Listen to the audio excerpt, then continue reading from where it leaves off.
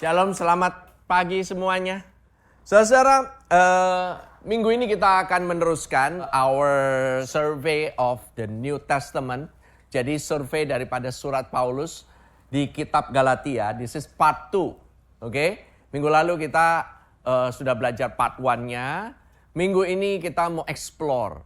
Karena ini bukan, saya percaya bahwa surat daripada Rasul Paulus ini, terutama dari kitab Roma sampai 2 Tesalonika ini ditujukan especially, terutama untuk orang-orang yang percaya dan di dalam Kristus. Jadi kalau saudara ingin rangkum semuanya, saudara yang ada di dalamnya itu yang ada di dalam Kristus, melalui Kristus, oleh Kristus, bagi Kristus, itu semuanya itu saudara kalau rangkum semuanya itu, disitulah terletak identitasmu. Kamu akan menemukan jati dirimu di sana. Dan semakin saya bukan hanya mendengarkan, karena ini ada semuanya di dalam video identity yang diposting di website Sinode GKIP, Sinode kita semua. Dan ada bagian yaitu bagian dari namanya di Akademi. Nah di sana itu ada videonya, saudara bisa register masing-masing. Di situ Pastor Paul, our overseer itu akan menjelaskan mengapanya dan dari awal sampai terakhir itu is the roadmap daripada orang yang percaya. Kalau saudara melihat hal ini bukan hanya sebagai pengetahuan, not just knowledge, tetapi saudara bisa mengenal siapa diri saudara di dalam Kristus. Siapa sebenarnya itu Kristus itu sendiri. Maka saudara akan di dalam hidup saudara itu saya yakin, saya sendiri udah waktu saya mengajar, bukan cuma saya belajar doang, tapi saya juga mengajarkan. Saya selalu dapat sesuatu yang baru, di mana Tuhan itu menyegarkan my identity, menyebabkan saya itu jadi nggak gampang goyang gitu, nggak gampang saya itu seeking approval of other people lagi. Saya nggak gampang untuk menetapkan standar, saya harus seperti inilah, saya harus seperti pastor inilah, saya harus seperti gereja inilah gitu. GBC is GBC. Pastor Yudi is Pastor Yudi. I'm not Singaporean. I'm not Korean. Oke. Saya bukan orang lain gitu ya. I'm just me. Oke. Dan I'm quite secure dengan apa yang saya punya, siapa diri saya, bersama dengan keluarga saya. Ya, some parts, mungkin ada part-part yang lain yang saya sendiri mungkin masih juga bergumul. Saya nggak get it all together. Tapi let's go with this journey together.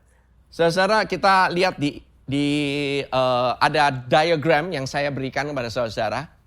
Ini berbicara mengenai perjalanan orang percaya. Dimulai dari Roma, yaitu berbicara, ini jelas ya, jelas banget ini. Roma, 1 Korintus, 2 Korintus, Galatia. Roma ini mengajarkan mengenai keselamatan. Kita orang Kristen percaya lahir baru diselamatkan oleh kasih karunia. We are saved by grace. Betul? Ya dong. Then how do we live? Bagaimana kita hidup? By grace atau by law? Ya, by grace juga kan gitu loh. Karena diselamatkan oleh kasih karunia. Nah, masalahnya orang Kristen baru diselamatkan pasti bergumul dengan manusia lama. Benar kan? Bergumul dengan dosa, bergumul dengan ego, bergumul dengan identitas sebagai manusia lama. Disitulah 1 Korintus mulai berbicara, mengingatkan bagaimana kehidupan kita ini sebenarnya masih banyak pergumulan. Orang Korintus pun sama. Nah, tapi di tengah-tengahnya ada perjamuan kudus. Perjamuan kudus itu mengingatkan kita, pengorbanan Kristus di atas kayu salib itu telah menebus dosa kita. Menebus kita dari manusia lama kita, dari dosa kita, dari ego kita. Dan oleh karena kasih itulah Yesus sendiri. Maka kita diingatkan bahwa hanya kasih Yesus yang bisa melepaskan kuasa dosa, kuasa ego kita, identitas manusia lama kita. Diingatkan lagi, ada kuasa pengorbanan, ada kuasa daripada kebangkitan, saudara. Nah, kemudian progres lagi setelah kita mengalami kuasa kebangkitan di 2 Korintus. Identitas kita kembali dipulihkan. Di 2 Korintus, Paulus itu nggak negur lagi gitu jemaat di Korintus. Tapi dia memulihkan mereka. Bagaimana orang-orang percaya itu dipulihkan? Dengan cara mengingatkan diri mereka, identitas mereka adalah manusia baru, ciptaan yang baru, a new creation. Jadi didefinisikan setiap orang yang percaya identitasnya cuma satu, yaitu you are a new creation, manusia yang baru, ciptaan yang baru yang diterima melalui kebangkitan daripada Tuhan Yesus Kristus. Nah, saudara, setelah melewati bagaimana sebenarnya kita ini dibuka selubungnya, makanya kita bisa menerima kasih Kristus itu. Bahwa ada tekanan dari luar, bahwa kita ini sebenarnya ada tekanan di dalam yang jauh lebih besar, yaitu kuasa daripada Kristus sendiri, kuasa daripada kebangkitan Kristus. Makanya saudara yang bergumul, saudara yang lagi bertobat, kepingin jadi manusia yang baru, saudara mungkin jatuh bangun, tapi saudara kayak di dalam itu, meskipun saudara jatuh, berdarah-darah, ketimpa-timpa tangga, segala macam, tapi kayaknya saudara bisa bangkit lagi. Benar kan? Kayaknya ada sesuatu kekuatan di dalam. Iya ya, tetap ada harapan di dalam Kristus. Nah itu apa? Itu apa atau itu siapa sebenarnya? Itu ada sosok yang ada di dalam saudara. Kristus, kuasa kebangkitan itu. Itulah yang mendukung saudara. Mungkin saudara hidupnya juga nggak 100%, aduh kayaknya I got it all together. Ada yang lagi bergumul sekarang, lagi naik, lagi mau bangkit, jatuh lagi gitu. Naik, turun lagi. Saudara bergumul tapi sudah diingatkan kembali. You repent, saudara bertobat kembali. Bahwa sebenarnya kita ini adalah manusia yang baru. Tapi kemudian di kitab Galatia yang kita ketemui sekarang ini, udah ngalamin nih kuasa kebangkitan. Identitas manusia baru kita. Kita ingin bertobat nih. Kita ingin hidup benar nih. Tapi caranya bagaimana? Masalahnya di kitab Galatia dikatakan bahwa sebenarnya kita ini semuanya bisa menerima, kita bisa menjadi manusia baru bukan karena kekuatan kita toh, tapi karena kekuatan roh. Kita ini terimanya itu bukan karena melakukan hukum Taurat kan? Kita bisa terima, kita bisa menjadi benar. Bagaimana caranya? Nah, minggu lalu kita belajar bahwa di Galatia ini banyak sekali. Sangat disayangkan. Sangat disayangkan. Banyak di antara kita mulai hidup benar dengan roh. Dalam kasih karunia. Lalu mencoba menyempurnakan hidup itu. Kepingin bertumbuh. Coba lagi. Kita mau hidup benar gak? Yes. Mau bertumbuh gak? Yes. Mau saat teduh gak tiap hari? Yes. Kepingin banget. Mau worship gak? Yes, tapi tengah-tengah mau jalan gitu. Aduh, kayaknya saya harus disiplin nih, harus komitmen. Coba dengan usaha sendiri. Makin kita komitmen, makin kita coba, makin banyak gangguannya. Pas mau worship, Netflix, Pursuit of Jade lewat. Aduh, gimana nih ada Dracin, bagus banget nih. Saya mesti nonton nih gitu. Aduh, kalau enggak, next episode saya ketinggalan. Temen saya udah banyak spoilernya di mana-mana. Katanya siapa namanya? Chang Ling He atau siapa itu. Rame banget. Muka saya sampai dibikin meme. Sama teman-teman semuanya ini. Di grup bakmi. Tapi ya saudara-saudara. Tahu gak saudara-saudara? Bahwa usaha kita. Itu Rasul Paulus bukan. Nih jempol nih. Wah mau usaha. Keren. Tahu gak yang dikatain sama Rasul Paulus? Orang hidupnya berantakan di 1-2 Korintus. Nggak pernah dikatain bodoh.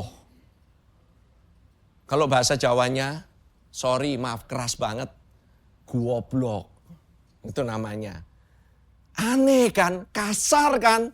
Masa di Galatia orang dibilang, orang loh. Hidup yang mau hidup benar loh. Orang yang benar-benar mau komitmen. Pingin hidup benar. Pingin, wah semuanya itu pokoknya, oh ya saya harus ini, terhadap istri harus begini, hadap anak harus begini. Itu malah dikatakan sama Rasul Paulus bodoh. Coba saudara baca. Saya lagi ya, saya nggak ngatain saudara bodoh. Yang ngatain itu Rasul Paulus. Kalau mau komplain ke Rasul Paulus. Galatia 3 ayat 3. Adakah kamu sebodoh itu? Kamu telah memulai dengan roh. Maukah kamu sekarang mengakhirinya di dalam daging? Artinya apa? Kamu sudah berusaha hidupmu dipimpin oleh roh. Kamu tambah-tambahin usaha kamu sendiri. Kamu campur-campur. Masukin lagi. Tambah lagi. Tambah lagi. Loh terus bagaimana pastor? Kalau nggak ditambahin kayak gitu. Gimana kita mau berubah? Sebagai orang Kristen ya harus ada komitmen dong. Harus ada disiplin dong. Hari ini pertanyaannya. Kalau bukan hukum. kalau bukan dengan tekanan, kalau nggak dikasih rasa guilty sedikit, bagaimana orang percaya mau hidup benar? Ya kan? So how? Tahu nggak jawabannya yang Paulus berikan di mana? Galatia 5 ayat yang ke-16. Maksudku ialah hiduplah oleh roh. Maka kamu tidak akan menuruti keinginan daging. Saudara, ini keinginan daging. Bukan perbuatan daging. Ada dua yang harus dibedakan. Antara keinginan sama perbuatan. Begitu saudara ngelihat daging, itu apa yang saudara pikirin? Nonton yang enggak, itu keinginan daging tuh. Ya kan? Kemudian kebiasaan yang jelek gitu ya. Daging banget gitu. Apalagi kalau kita orang dewasa, kita udah tahu lah. Begitu ngomong daging, equal seks. Selalu. Semua orang mikirnya daging, seks. Kenapa? Saya nggak ngerti. Saya juga bingung juga gitu. Padahal kan ada yang lain. Emang sombong, berasa kuat sendiri, berasa benar sendiri. Jadi NPD sendiri, gaslighting sendiri. Wah, itu bukan keinginan daging kah? Istri saya kalau ngomong ya, kamu gaslighting ya, gitu ya. Saya ngomongin, ya, saya juga bingung juga kenapa saya begitu. Setiap kali gitu ya, setiap kali saya gaslighting gitu ya. Saya terus terang aja, saya punya kecenderungan kadang-kadang bisa gaslighting itu tanpa saya sadari. No, I'm being vulnerable now. Paling gampang, karena gini, orang gak mau disalahin, saya lempar kesalahannya ke orang lain. Itu kan berkelit paling enak. Ya kan? Siapa orang di sini kepingin disalah-salahin? Saya mau nanya. Nggak ada. Semua orang kepingin berasa benar. Disalahin itu enak nggak? Nggak enak. Dikritik enak nggak? Nggak enak.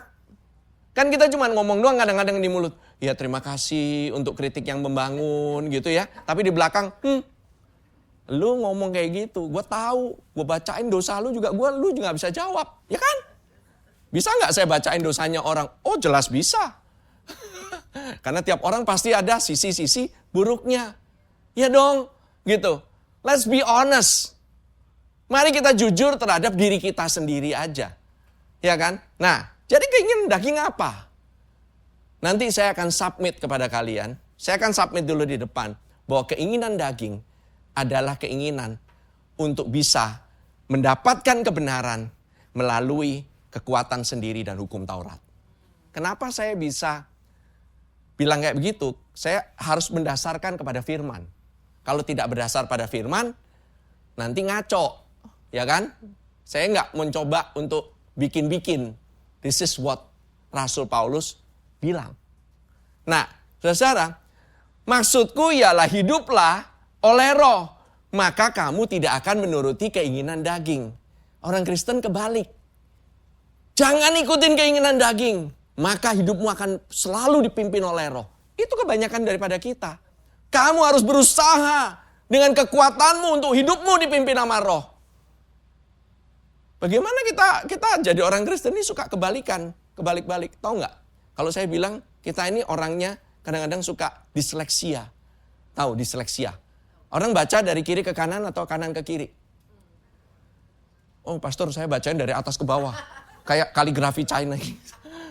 Banyak kan orang mah, ya kan kalau buku China itu kan bacanya dari paling belakang dulu kan, baru masuk ke depan gitu, baca dari kanan ke kiri gitu. Orang Kristen suka kebalik-balik juga, sama. Perhatikan ya urutannya, Paulus nggak berkata, kalahkan dulu keinginan dagingmu, kalahkan dulu, baru kamu bisa hidup oleh roh. Paulus berkata, hidup dulu oleh roh, maka kamu tidak akan menuruti keinginan daging. Kamu mau bisa disiplin. Kamu mau bisa hidup benar. Hidupmu harus dipimpin dulu oleh roh. This is very important ya. Kemenangan atas daging bukan lahir dari fokus kepada daging. Kemenangan atas kita punya, saya pingin banget. Kepingin punya moral yang baik. Kepingin punya hidup yang benar. Pingin punya hidup yang disiplin. Yang benar-benar, benar lah gitu loh. Itu bukan lahir dari kamu fokus kepada disiplin itu. Saya harus fokus disiplinnya ini. Kemenangan atas perbuatan dosa itu lahir dari hidup yang dipenuhi oleh roh. So how do you explain this? Gimana cara kita menjelaskan mengenai hidup yang dipenuhi oleh roh? Galatia 5 ayat 17, saya teruskan lagi ya. Saya teruskan. Ini ada penjelasannya di ayat setelahnya. Saudara kalau baca, bingung gimana cara hidup oleh roh. Baca aja terus saudara. Jangan di stop-stop. Jangan bingung satu ayat, kemudian saudara langsung tanya sana sini. Apalagi langsung tanya ChatGPT. Kadang ChatGPT juga bisa ngaco ngasih jawabannya. Nih ya, sebab keinginan daging berlawanan dengan keinginan roh. Dan keinginan roh berlawanan dengan keinginan daging. Menarik ya. Kenapa harus dikasih 2 kali? Kan cukup. Keinginan daging berlawanan dengan keinginan roh. Titik. Ini harus dibalik lagi. Keinginan roh berlawanan dengan keinginan daging. Karena penekanan. Penekanan yang di awal itu selalu orang itu fokusnya di situ. Endingnya adalah keinginan daripada roh berlawanan dengan keinginan daging. Karena keduanya bertentangan. Bisa nggak dicampur-campur? Iya dong, saya mau hidup dipimpin roh. Tapi juga harus dengan usaha ini. Di sini dibilang bertentangan. Bukan bisa berjalan bersamaan. Daging sama roh itu nggak bisa jalan sama-sama. Sehingga kamu setiap kali tidak melakukan apa yang kamu kehendaki. Akibat dari kamu ngikutin keinginan daging atau kehidupan roh, kamu campur-campur dengan keinginan daging, akibatnya adalah, sekali lagi, saya ngomong ini, kehidupan yang dipimpin oleh roh, dicampur dengan usaha manusia sendiri, menyebabkan kamu setiap kali tidak melakukan apa yang kamu kehendaki. The more kamu usahakan, the more kamu tidak bisa. Itu udah hukumnya, itu udah caranya. The more kamu, I want to focus on this. Fokusnya adalah ini. Kamu manteng aja tuh di fokus. Makin jauh tuh fokus. Akan tetapi, jikalau kamu memberi dirimu dipimpin oleh roh, maka kamu tidak hidup di bawah hukum Taurat. Kalian tahu nggak di sini ini udah langsung didefinisikan keinginan daging. Yang satu kan dibilang hidup dipimpin oleh roh. Ya kan? Keinginan roh. Hidup oleh roh, dipimpin oleh roh, berjalan dengan roh, ya kan? Keinginan roh berlawanan dengan keinginan daging. Di sini dipimpin oleh roh, tidak hidup di bawah hukum Taurat. I submit to you, kalau kamu hidupnya dipimpin di bawah hukum Taurat, sama dengan kamu punya keinginan daging.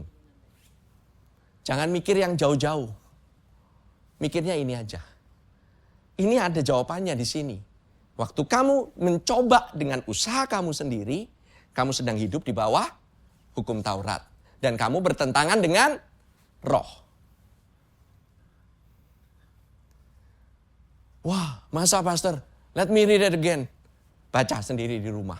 Saudara baca ulang-ulang. Saudara bulak-balik gitu ya. Keinginan daging berlawanan dengan keinginan roh. Keinginan roh berlawanan dengan keinginan daging. Karena memang gak bisa dicampur. Itu kayak minyak dan air.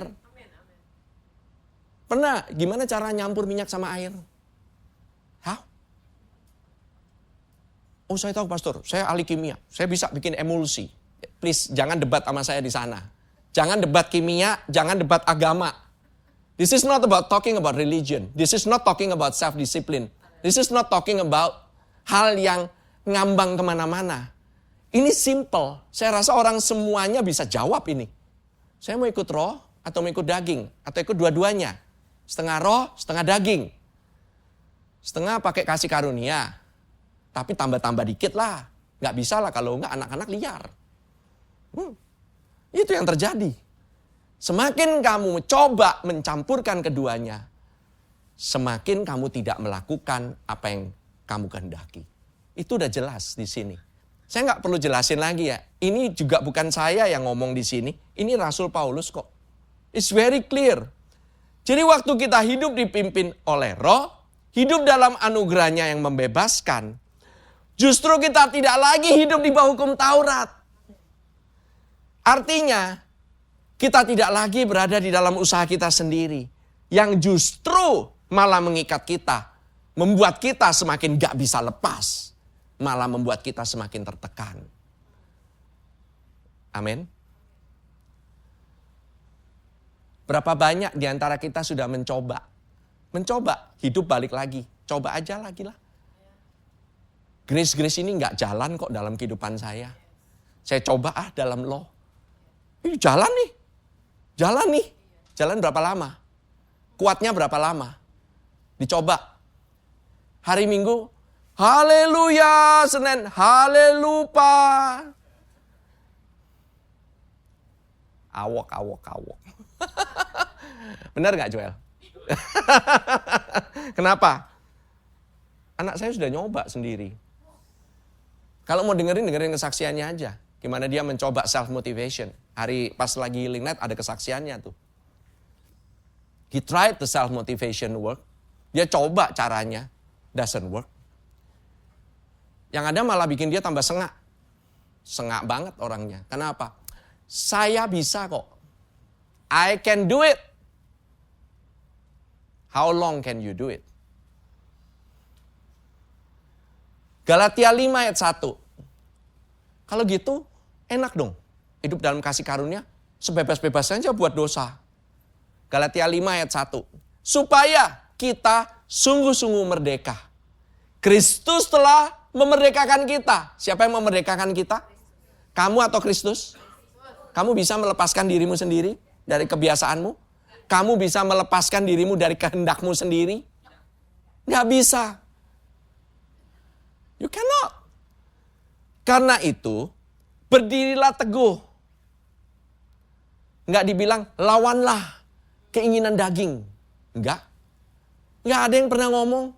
Dibilang berdirilah teguh, jangan mau lagi dikenakan kuk perhambaan. Jangan. Rasul Paulus cukup kencang nih ngomongin jangan.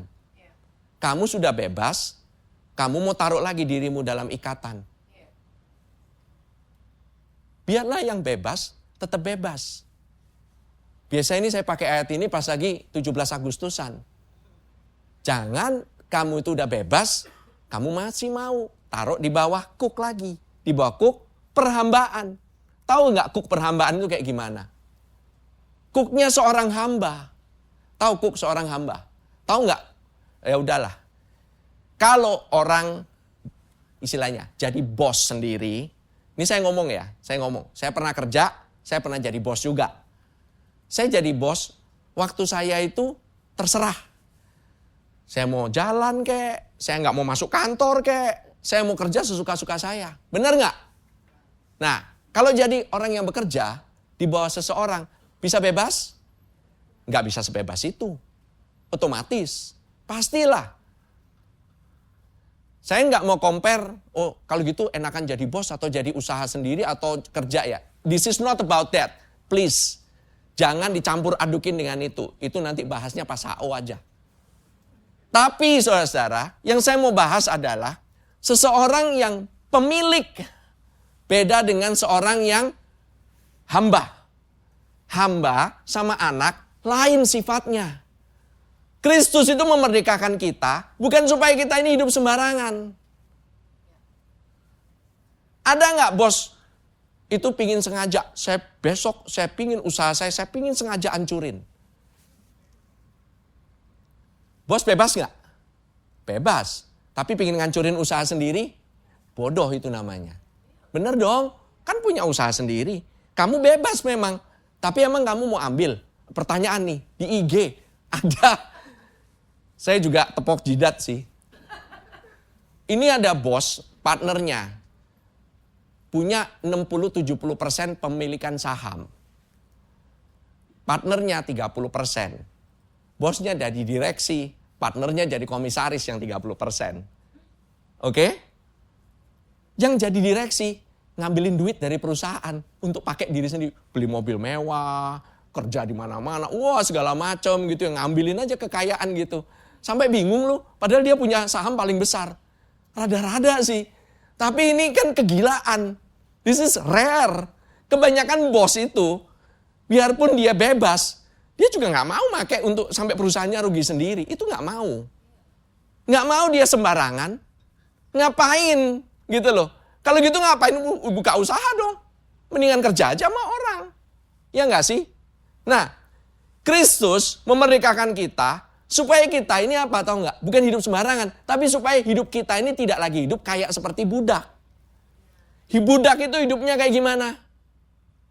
Hidupnya itu ketakutan terus. Ya dong, satu saat bisa dipecat. Mending dipecat. Kalau budak zaman dulu dibunuh. Iya dong. Kalau anak itu hidupnya dari mana? Dari kasih bapaknya kan. Kan dia dikasih semuanya. Kasih bapak itu yang menyebabkan anak itu bisa bebas dia melakukan. Dia bebas sesuai dengan otoritas bapaknya. Dia yang memiliki perusahaan. Budak itu kerja itu supaya diterima sama bosnya.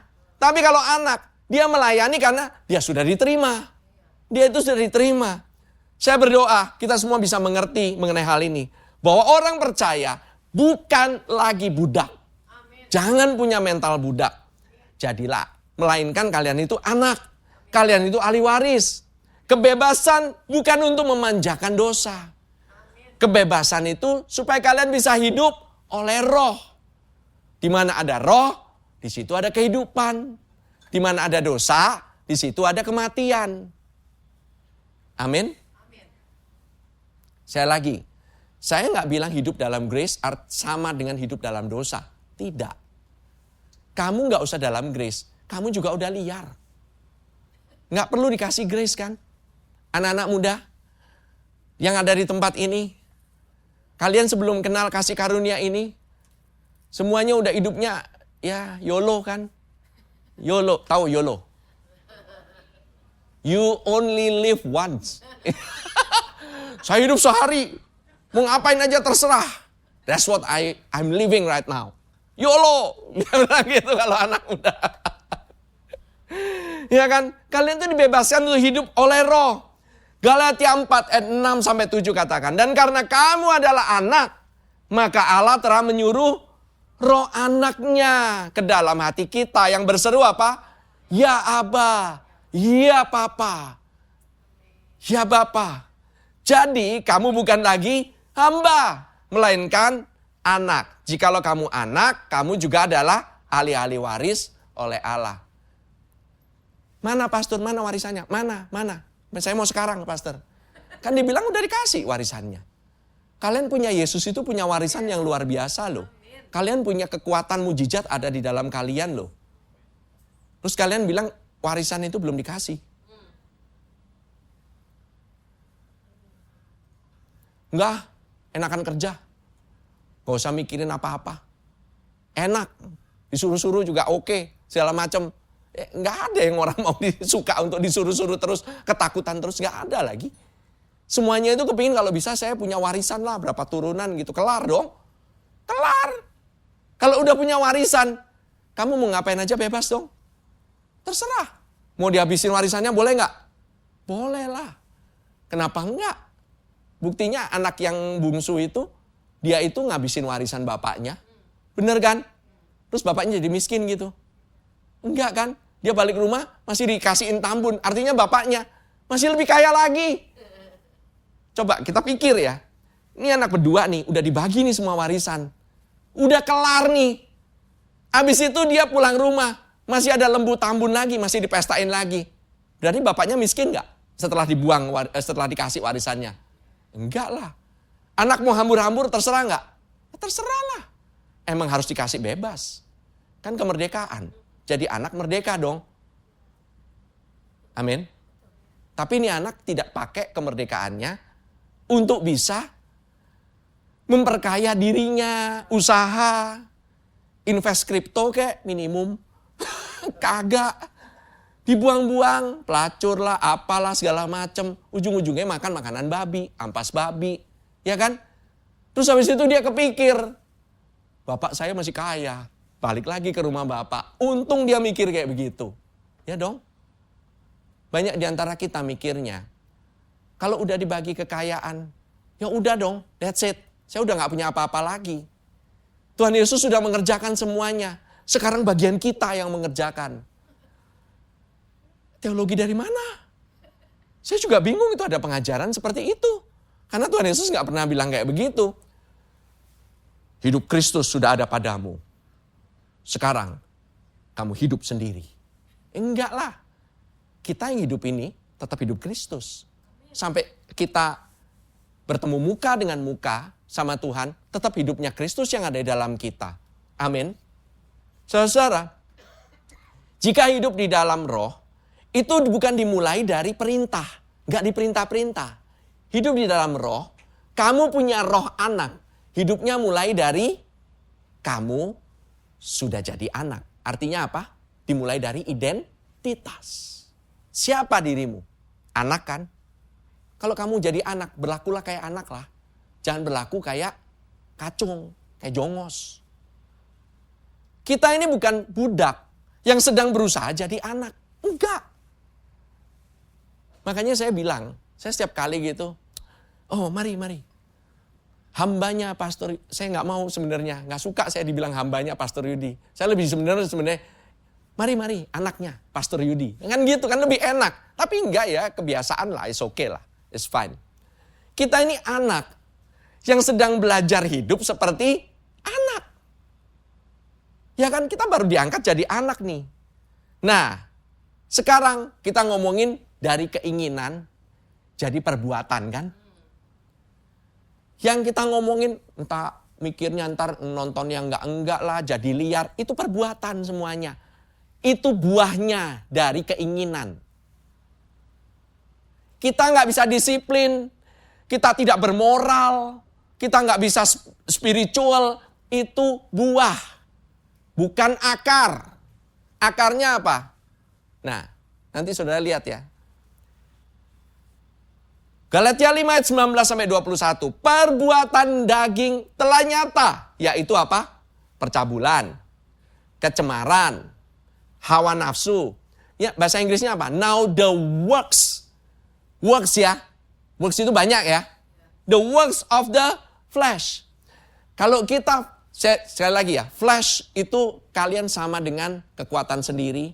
Hidup di bawah hukum Taurat. Oke? Karena kita berasa kuat. Karena kita berasa masih perlu hukum, saudara, akibatnya saudara melakukan the works of the flesh are evident, which are adultery, fornication, uncleanness, lewdness. Kalau punya percabulan, kecemaran, hawa nafsu, fix. Itu perbuatan karena kita berasa kuat sendirian. Kita confident dengan diri kita sendiri. Malah confident, malah jatuh. Penyembahan berhala, sihir, perseteruan, perselisihan.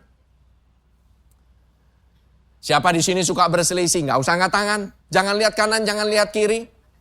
Siapa masih suka iri hati? Jangan lihat kanan, jangan lihat kiri. Lihat ke atas. Amarah. Marah-marah. Marah-marah ini karena perbuatan daging loh. Suddenly, this room is so quiet. Gak ada aminnya. Kepentingan diri sendiri. It's me, myself, and I. Ini adalah gereja saya.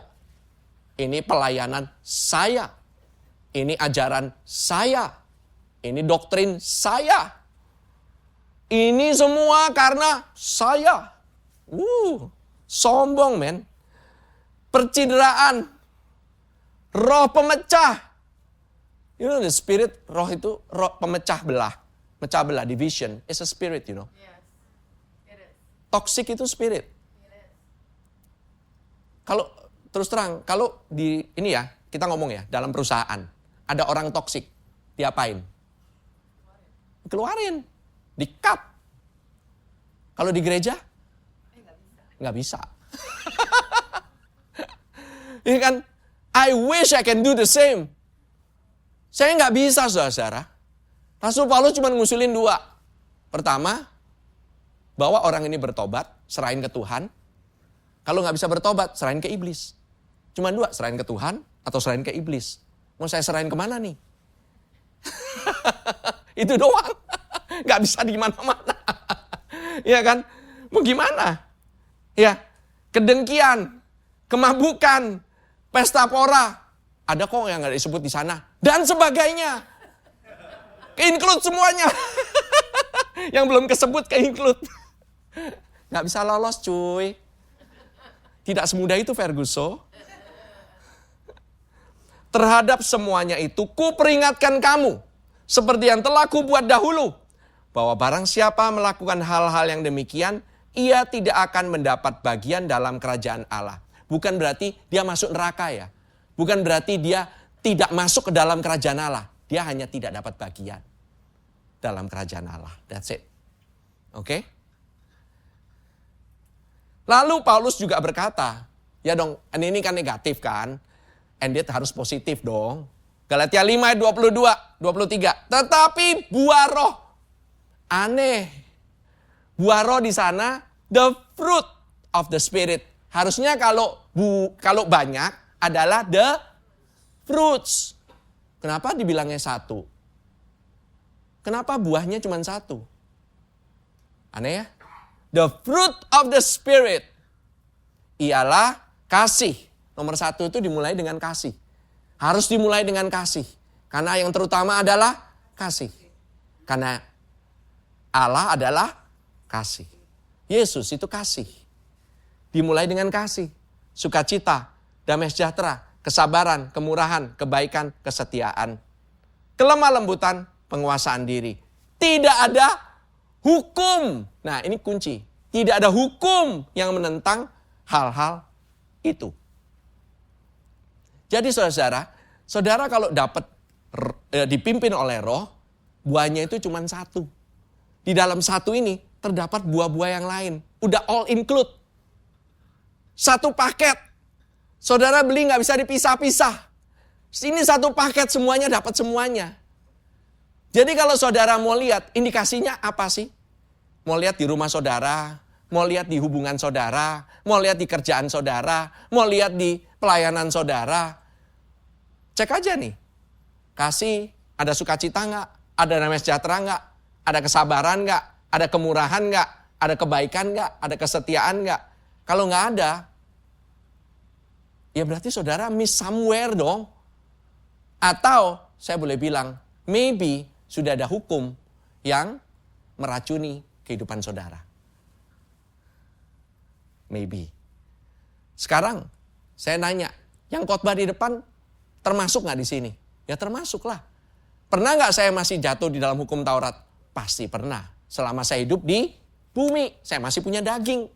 Selama saya masih ada di bumi ini, jiwa saya masih ada di muka bumi ini, bisa nggak kita jatuh dari kasih karunia? Bisa. Jangan pikir orang yang preaching grace bisa nggak jatuh dari kasih karunia. Bisa. Jatuh daripada kasih karunia artinya jatuh ke, bukan ke dosa, tapi kepada, balik lagi hukum Taurat lagi. Go back again. Perhatikan ya, bahasanya ya, bahasanya. Works. Works itu kamu harus kerjakan. Penuh dengan self-effort. Ya kan? Kan works. Kalau works itu bekerja dong. Tahu works artinya bekerja? Self-effort. Itu di bawah tuntutan hukum. Fruit. Namanya juga fruit, buah. Ada buah yang dikerjakan? Oke. Ini bingung ya mungkin ya. Ilustrasinya ya kayak pohon mangga. Saya di rumah itu punya pohon mangga. Saya frustasi banget sama pohon mangga saya. Pohon mangga saya sampai sekarang belum berbuah. Berbunga pun tidak. Semua orang udah bilangin, kasih pupuk pastor gitu. Kalau di rumah ada orang saya yang suka ngurusin kebun bilang, Pak ini perlu dikasih pupuk Pak. Saya pernah kasih pupuk, udah macam-macam saya kasih pupuk. NPK lah, perbandingannya berapa lah gitu loh segala macam. Kalau saudara-saudara yang punya tanaman ya, itu sangat-sangat mengenal lah gitu loh istilahnya. Yang namanya tanaman gak bisa dipaksa. Kamu kutukin malah mati. Ada satu tanaman, saya cabut dari potnya, saya pindahin ke tempat lain. Hanya ke tempat lain. Kemudian apa tahu nggak yang terjadi? Tanahnya saya aduk-aduk, saya ganti. Hanya diganti tanah, langsung itu pohon berbunga lu. Saya sampai bingung. Itu saya banyak revelation dari sana waktu saya berkebun. Istri saya ngamuk-ngamuk, kamu ngapain sih di luar melulu, merhatiin tanaman segala macam gitu. Udah gitu ngobrol sama hewan gitu. Mendingan ngobrol sama istri sendiri, kenapa ngobrol sama tanaman sama hewan? Apakah saya capek bicara dengan orang hidup? Harus berbicara dengan yang... Please ya, jangan lihat kanan, jangan lihat kiri. Lihat ke depan, lihat ke depan. Saudara, buah itu nggak ada yang dipaksakan. Yang kamu perlu buah itu apa secara natural? Terima air dan terima sinar matahari. Kenapa sinar matahari butuh? Kecuali jamur, gitu ya. Kan kita ini bukan jamur. Kita ini bukan kapang. Kita ini bukan pakis-pakisan. Kita ini kan tanaman normal lah. Mau berbuah perlu air, perlu sinar matahari yang tepat. Kasih, sukacita, damai sejahtera, itu semuanya bukan hasil dari usaha kita. Bukan dari kita ini, semakin kita kuat, semakin kita harus menghasilkan kasih. Harus punya sukacita. Mari kita harus bersukacita. Makin gak sukacita. Saudara-saudara, itu kehidupan Kristus. Kristus itulah kasih. Kristus itulah sukacita. Kristuslah damai sejahtera. Kristuslah itu penguasaan diri. Kristuslah kelemah lembutan. Kristus itu yang punya kemurahan. Kita nggak punya, betul. Tapi hidup Kristus di dalam kita, dia punya. Amin. Kenapa tahu nggak? Galatia 2 ayat 20 udah kasih konklusinya dari awal. Namun aku hidup, tetapi bukan lagi aku sendiri yang hidup, melainkan Kristus yang hidup di dalam aku. Dan hidupku yang kuhidupi sekarang di dalam daging. Kita ini belum masuk surga, saudara. Kita ini masih hidup di dalam daging, saudara. Adalah hidup oleh iman dalam anak Allah. Iman bukan masalah kamu itu melihat. Kalau kamu bisa ngomong dirimu, I'm now under the grace. Saya punya kasih kok. Saya punya sukacita kok. Itu kamu masih ngeliatin diri kamu sendiri. Kamu bisa lihat kan? Tetapi hal yang gak bisa dilihat di dalam kita, itu Kristus.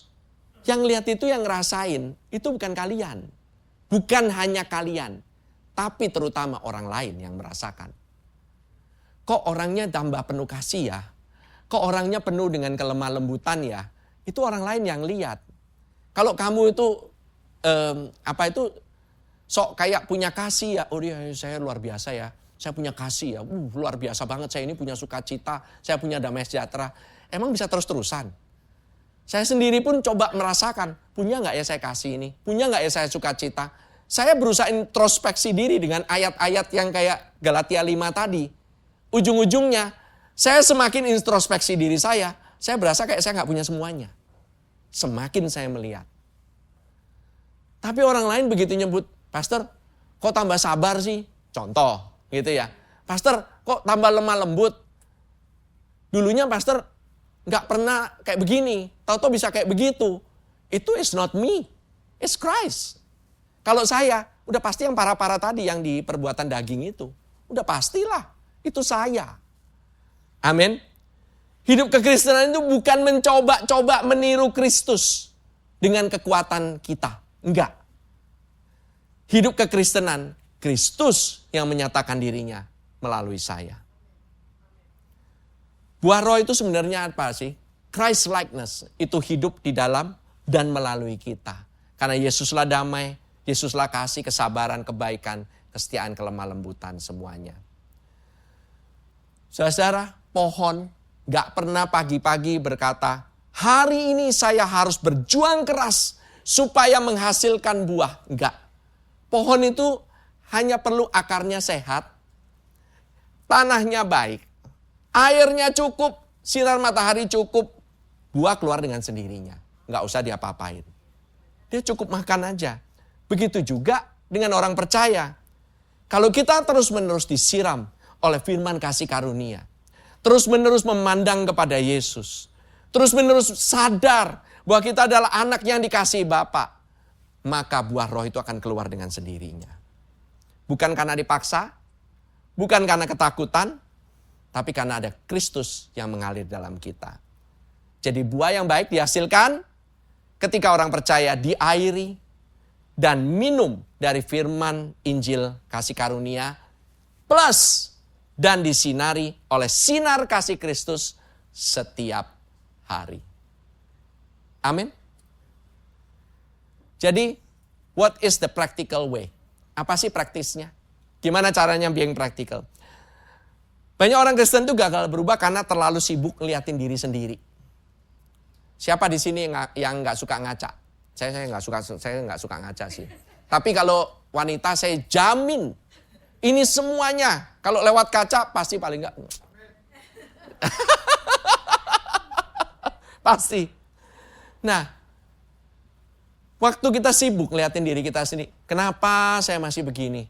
Kenapa sih saya masih belum berubah? Kenapa sih saya masih kurang sabar? Kenapa kok saya semakin jatuh?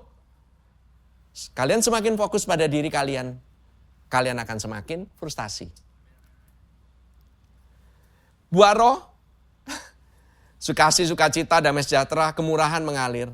Itu saat kita ini, pikiran kita ini harus dipenuhi dulu. Dipenuhi apa sih? Dipenuhi oleh Yesus dulu dong. Karena Yesus kan sumbernya. Benar dong? Kita harus menyentuh kasih karunia-Nya. You know that menyentuh kasih karunia itu sama dengan menyentuh kekudusan? Sama dengan kalian nyentuh air, kalian jadi basah. Kasih karunia dan kekudusan tidak bisa dipisahkan.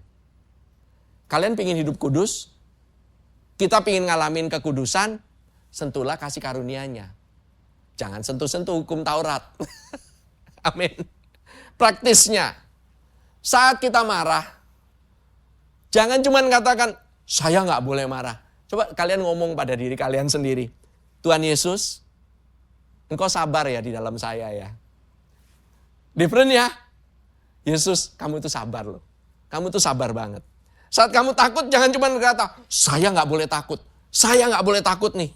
Katakan, Roh Kudus, Engkau yang beri damai sejahtera di dalam saya. Kamu yang beri damai sejahtera, bukan saya. Berusaha mendamaikan. Saat kalian lemah, jangan cuma katakan, saya harus kuat. Tapi katakan, Kristus yang hidup di dalam saya. Saya mungkin lemah, tapi Kristus yang hidup di dalam diri saya. Galatia 5 ayat 13-14 katakan, saudara-saudara, memang kamu telah dipanggil untuk merdeka. Tetapi janganlah kamu mempergunakan kemerdekaan itu sebagai kesempatan untuk kehidupan dalam dosa. Jelas, Rasul Paulus pun tidak approve dosa. Pastor Yudi juga nggak approve dosa. GBC tidak pernah menyuruh orang berbuat dosa. Membebaskan orang berbuat dosa, enggak. Oke. Tapi, melainkan layanilah seorang akan yang lain oleh kasih. Sebab seluruh hukum Taurat tercakup dalam satu firman ini, yaitu kasihlah sesamamu manusia seperti dirimu sendiri. That's the fruit. That's the fruit. Kasih karunia itu gak pernah buat diri kita egois. Kasih karunia membebaskan diri kita dari egois. Kalau seorang berkata, saya berada di bawah kasih karunia, saya bebas berbuat apa aja, bebas nyakitin orang. That is not grace. That is flesh. Itu keinginan daging. Kasih karunia yang sejati, ujung-ujungnya akan selalu menghasilkan kasih. Galatia 5 ayat 6. This is final. Sebab bagi orang-orang yang ada di dalam Kristus Yesus, hal bersunat atau tidak bersunat tidak mempunyai sesuatu arti. Hanya apa? Iman yang bekerja oleh kasih. So, orang bertanya, gimana caranya punya iman lebih? How do I get faith? Iman bekerja karena kasih. Kasihnya siapa? Kasih Kristus. Artinya di sini demikian ya. Semua nggak dibeda-bedain. Semakin kita melihat Kristus, kasih Kristus dalam diri kita, iman akan timbul dengan sendirinya. Otomatis Orang yang sayang dengan kalian, pasti kalian percaya sama orang itu. Betul? When that person loves you, you can trust him. Dia bukan mengasihi kamu, tapi dia mengasihi kamu dengan kasih yang tidak ada kondisi sama sekali. Saudara, I will close this all. Saya mau tutup ini. Biarlah hidup kita ini boleh dipimpin oleh Roh. Jikalau kita hidup, Galatia 5:25. Close. Christ occupied. Hidup oleh Roh itu bukan hidup yang pasif. Hidup oleh Roh adalah hidup yang bergantung kepada Kristus. No more self-effort. No more law performance. No more guilt-driven obedience. No more. Jangan lagi saudara. It's a Christ-occupied life. Kenapa? Galatia 5:25 itu jikalau kita hidup oleh Roh, baiklah hidup kita juga dipimpin oleh Roh. Artinya apa sih? Nurutin Roh itu sebenarnya gampang. Hatinya itu kalau hati kita mau terbuka, nggak sombong. Gampang kok hidup dipimpin oleh Roh. It's not something hard. Hari ini Roh Kudus mengingatkan kita. Especially today. Today kita merayakan Mother's Day. Happy Mother's Day. Untuk yang merayakan semuanya di tempat ini. I bless you mothers. Okay? I want to pray ya. Especially for the mothers hari ini. You know that ini revelation yang saya dapat ya. Ini revelation. Hari ini kan kita berbicara mengenai hidup di dalam Roh. Hari ini Roh Kudus itu mengingatkan, kamu bukan lagi budak. Kamu itu anak. Kamu bukan old creation, you are a new creation. Kamu tidak hidup dari hukum, kamu itu hidup dari kasih karunia. Waktu Kristus ada di dalammu, otomatis buah Roh itu akan ada di dalam. Buah Roh itu diberikan langsung, bertumbuh langsung di dalam. Do you know that? Orang yang suka mengingatkan kita di dalam keluarga, kebanyakan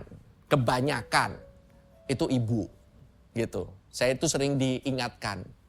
I really appreciate kalian punya perjuangan, kalian punya tetesan air mata, kalian punya yang berikan dalam kehidupan, even during birth, bahkan dalam masa melahirkan, kalian itu bertarung dengan hidup dan maut. To give all of us life. Di dalam keluarga Tuhan, ada namanya Bapa. Bapa adalah Allah Bapa. Ada namanya anak, namanya Yesus Kristus. Ibunya siapa? The mother is the Holy Spirit. That is the mothering side of our God. The Holy Spirit knows you. Dia melihat kehidupanmu. Dia care sama kehidupanmu. Para ibu yang lagi frustasi, either kalian itu sekarang ini lagi bingung, capek, gimana pun, apa yang terjadi dalam kehidupanmu. Tuhan melihat. Tuhan mau menolongmu. Bahkan dia, itu adalah bagian dalam kehidupanmu. Dia memberikan hal yang luar biasa dalam kehidupan seorang ibu. Jangan lupa saudara, kita ini born dari mothers, okay? Kita harus ingat, the mother is the life-giving one. Amin.